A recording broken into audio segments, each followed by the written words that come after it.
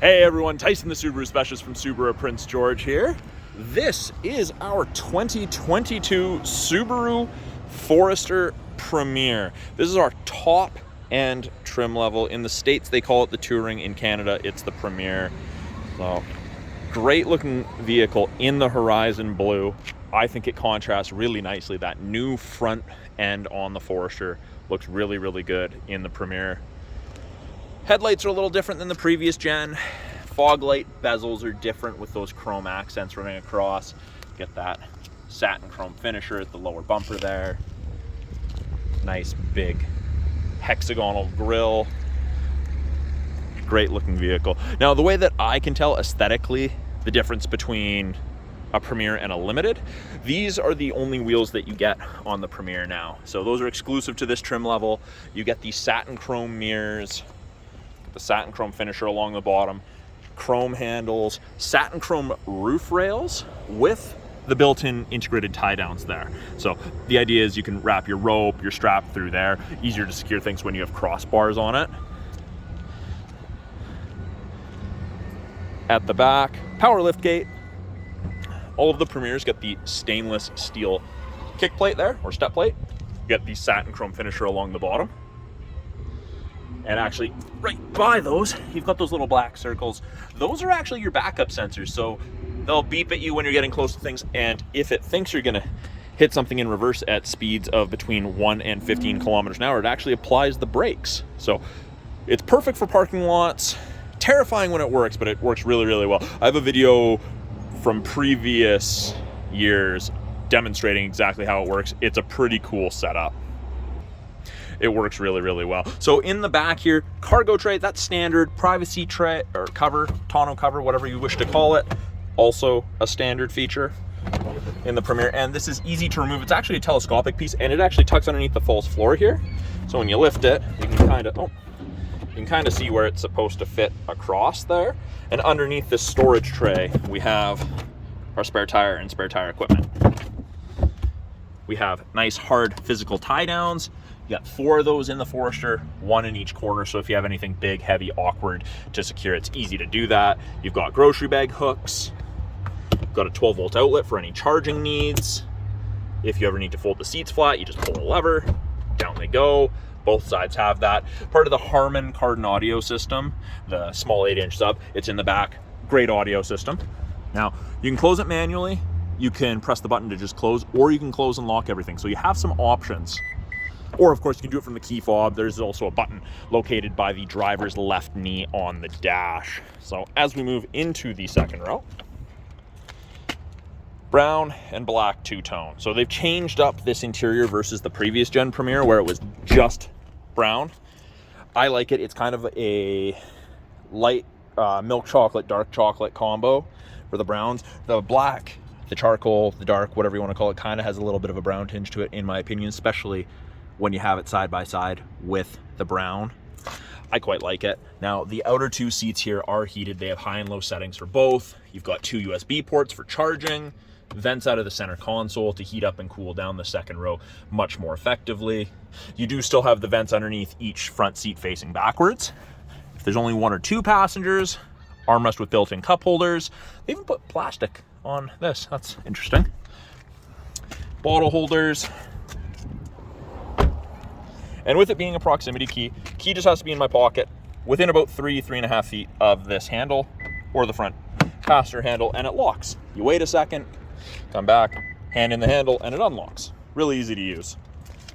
Power windows, locked mirrors, as you would expect. But again, that black and brown continues throughout the cab. It's really nice. I think it's very, very refined.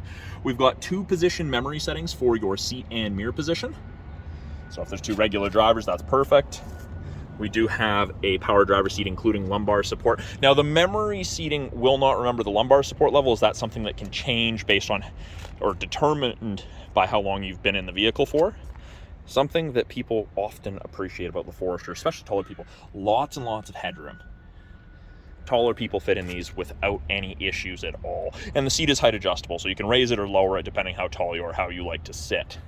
Now, on the inside, left-hand side here, we do have the ability to open the rear hatch. You can turn off the steering responsive headlights if you don't like them, but it's a very, very cool feature in my opinion. You can set the tailgate memory height. So if you park in a low parking garage and the hatch is going to contact the roof or the door opening mechanism, you can actually make it so it only opens a portion of the way. Got the brightness for the gauges, traction control, the start stop tech, you can deactivate that. That's your blind spot. And then we have the driver focus system in the Premier. So it'll actually tell you if you're distracted, not paying attention, if you're drowsy. It's a very cool feature. Foot on the brake. And I don't know if you saw it there, but that is what the blind spot detection looks like on either side. So if there's someone in your blind spot or going to be in your blind spot, on whichever side, it illuminates orange on the corresponding side. It doesn't eliminate shoulder checking, but it is a really nice aid. Left-hand side of the steering wheel, we have our Bluetooth and audio controls. You can make and take calls, control the volume of the calls and the music. These arrows right here change this small center display, give you a bunch of different information depending what you like to look at. I personally like the digital speedometer. Little blue light right there. I get asked about this all the time. It's just a temperature light. So it's saying, hey, I'm not at peak operating temperature. Drive me kindly. Don't drive super aggressively. So that's just something to keep in mind. You don't have to wait for that light to go out before you move it, but it is a good indicator to drive a little bit more conservatively until the engine's warm. Right hand side here, we have our adaptive cruise, our lane centering, our sport and intelligent drive modes, and then of course the all-important heated steering wheel. Now the heated steering wheel, something to note, it does not heat between the seams here, and there's a spot right here that it also doesn't heat. So kind of where you're supposed to keep your hands, but it gets fairly cooking. Now, this adaptive cruise, you can increase the follow distance or decrease the follow distance with these buttons. So this is increase, this is decrease, and you'll notice that on that small display there, there's 4 bars ahead of it, all the way down to 1. The bars are the follow distance. 4 bars at 100 kilometers an hour is approximately 150 to 180 feet behind the vehicle ahead of you, which is a good safe distance up here in the north. I've just turned off and back on the lane centering, so you'll notice that those gray lines pop up beside the cruise control follow distance when I do that. If the 2 color stereo Eyesight cameras can see the road lines, it'll illuminate whichever side it can see in white, and it'll actually give you gentle steering input either way to help keep you in the middle of your lane. It's a very cool system. It's great for long trips. You're far less fatigued at the end of a day of driving while using that.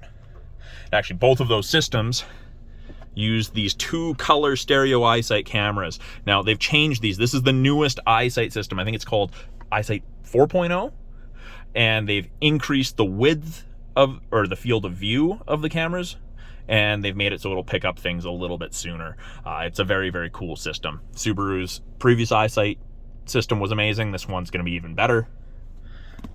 Now, we were talking about driver focus, that facial recognition. It's right here. Sometimes you'll see a little red light pop up, and that's the infrared camera, but that's where it's from.